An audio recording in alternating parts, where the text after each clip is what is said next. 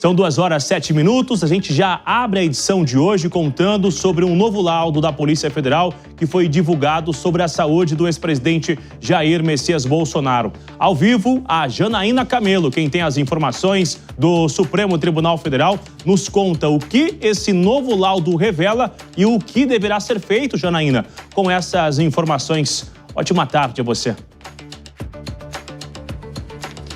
Muito boa tarde para você, Bruno, para todo mundo aqui do Tempo Real. Esse laudo pericial, um laudo médico da Polícia Federal, diz o seguinte, que Jair Bolsonaro possui 7 tipos de doenças crônicas, mas que nenhuma delas é motivo para que ele seja cuidado a nível hospitalar. Ou seja, nesse caso, se houvesse ali um apontamento da Polícia Federal de que ele precisaria de um cuidado a nível hospitalar, seria ali uma sinalização de que ele poderia ter concedida a prisão domiciliar humanitária, dependendo da avaliação do ministro Alexandre de Moraes, né? E aí, Bruno, esse laudo que foi pedido pelo ministro Alexandre de Moraes diz que Jair Bolsonaro tem as seguintes doenças: hipertensão arterial sistêmica, síndrome de apneia do sono, obesidade clínica, aterosclerose sistêmica, doença de refluxo, queratose actínica, aderências intraabdominais. São essas 7 doenças. Não constatou, por exemplo, depressão ou pneumonia, porque a defesa e a equipe médica de Jair Bolsonaro tinha apresentado alguns exames indicando que ele poderia ter essas duas doenças. Mas os peritos da Polícia Federal disseram o seguinte: não tem necessidade de um cuidado hospitalar, mas que sejam essas doenças e sejam, sim, um cuidado mais aprimorado, mais especializado, para evitar um agravamento dessas doenças, como, por exemplo, de um infarto. E aí agora, o ministro Alexandre de Moraes, depois de receber esse laudo pericial, ele pediu 5 dias para que a Procuradoria-Geral da República se manifeste e também a defesa de Jair Bolsonaro. Só lembrando, Bruno, que nessa semana a defesa de Bolsonaro tinha pedido urgência na elaboração do resultado dessa perícia, dizendo que Jair Bolsonaro piorou no presídio, na Papudinha, né, com as crises de vômitos, crises de soluço, enfim. Então agora é aguardar qual vai ser o posicionamento da PGR, depois também ali de manifestação da defesa, e aí sim o ministro Alexandre de Moraes vai se manifestar com relação a esse laudo pericial, se tem uma necessidade de Jair Bolsonaro cumprir pena em prisão domiciliar. Bruno. Envolvendo tanto o ex-presidente, quanto a saúde, quanto a liberação também dele, os aliados da oposição foram ao Supremo Tribunal Federal para tentar resolver a situação, conseguir ainda resgatar esse contato entre Valdemar e Jair Bolsonaro. Como foi essa reunião? O que de fato aconteceu e qual é a expectativa, Janaína? Pois é, Bruno. O senador Wellington Fagundes, do PL, se encontrou com o Procurador-Geral da República, Paulo Gonet, acompanhado também do advogado do PL, para tratar basicamente de vários assuntos envolvendo Jair Bolsonaro, né? Mas especificamente a questão da prisão domiciliar e também a falta de comunicação do presidente do PL, Valdemar Costa Neto, com Jair Bolsonaro, porque os dois estão impedidos de conversarem, porque Valdemar Costa Neto é investigado pelos mesmos crimes que Jair Bolsonaro foi condenado, como tentativa de golpe, naquele caso do relatório que foi apresentado ao TSE, a pedido do PL, contestando ali o resultado das eleições de 2022. Então, a defesa de Bolsonaro já pediu mais de uma vez que Valdemar Costa Neto possa visitar Jair Bolsonaro no presídio, mas todas essas vezes foram negadas pelo ministro Alexandre de Moraes, alegando que há um risco na investigação. Então, ontem o Wellington Fagundes, acompanhado do advogado do PL, conversaram com Paulo Gonet e disseram o seguinte, que isso, o advogado do PL, especificamente,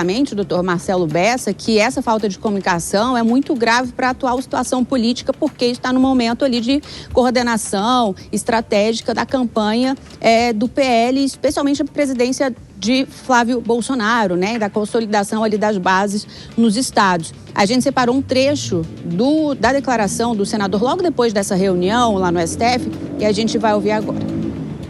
Ter o impedimento do presidente do maior partido do Brasil, que é o presidente Valdemar Costa Neto, falar com o maior líder do Brasil, que é o nosso ex-presidente Bolsonaro, isso desequilibra o jogo político, porque isso todo o Brasil hoje depende das articulações. E quando um fala, outro fala e não tem a palavra final, isso deixa uma certa instabilidade. E hoje nós já temos também definido a pré-candidatura do Flávio Bolsonaro. Portanto, o partido já está mostrando de forma muito clara para a sociedade que nós estamos nos organizando.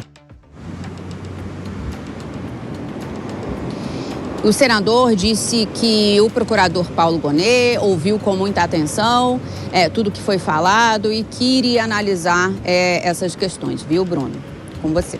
Então, Janaína Camelo, ao vivo, com informações sobre a articulação da oposição para conseguir emplacar esta domiciliar humanitária e também a volta do contato de Valdemar Costa Neto com o Jair Messias Bolsonaro. Muito obrigado pelas informações. Vamos iniciar então a nossa rodada de análise. Quero começar ouvindo ele, Mano Ferreira, nesta sexta-feira. Que bom estarmos juntos. A gente vê que essa articulação, o objetivo final é de convencer o ministro Alexandre de Moraes. Mas a gente vê que os parlamentares estão tentando conversar, dialogar com Gilmar Mendes, para Gilmar Mendes levar essa mensagem. Qual é o efeito e qual é a avaliação da oposição que Gilmar Mendes seria o melhor caminho, Mano?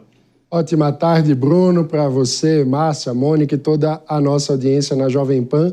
Olha, Bruno, há várias formas de olhar para essa situação. A primeira é constatar que temos tido o famoso lobby para o judiciário, ou seja, articulação política para influenciar uma decisão que deveria ser técnica. Isso a gente vem normalizando ao longo dos anos, mas não deveria ser normalizado, né? A decisão do Supremo, do ministro Alexandre de Moraes, deveria ser estritamente técnica e não com base em pressões ou argumentos que chegam por meio de um colega, nesse caso, Gilmar Mendes. Um outro aspecto curioso é o argumento de que a dificuldade de articulação na direita se deve ao fato da ausência de comunicação entre Jair Bolsonaro e Valdemar Costa Neto. Por que isso é curioso? Porque se desejam construir a candidatura de Flávio Bolsonaro à presidência de fato, Flávio deveria ser capaz de assumir a liderança das articulações e não ficar a reboque do próprio pai, numa circunstância em que tudo precisaria passar por ele. Afinal de contas, ele está preso e não vai poder, caso a chapa seja eleita, governar o país. Então, se não consegue fazer a liderança da articulação política do campo, como vai conseguir liderar uma coalizão política se for eleito presidente da República? Esse tipo de situação gera um incômodo para todo o campo da direita.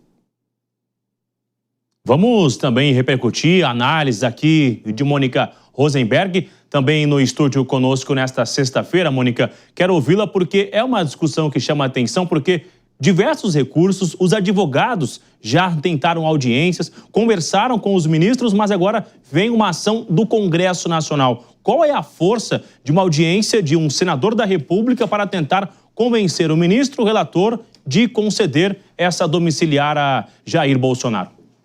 A força justamente que ela não deveria ter, né, Bruno? Boa tarde para você, Márcia, Mano e a audiência da Jovem Pan.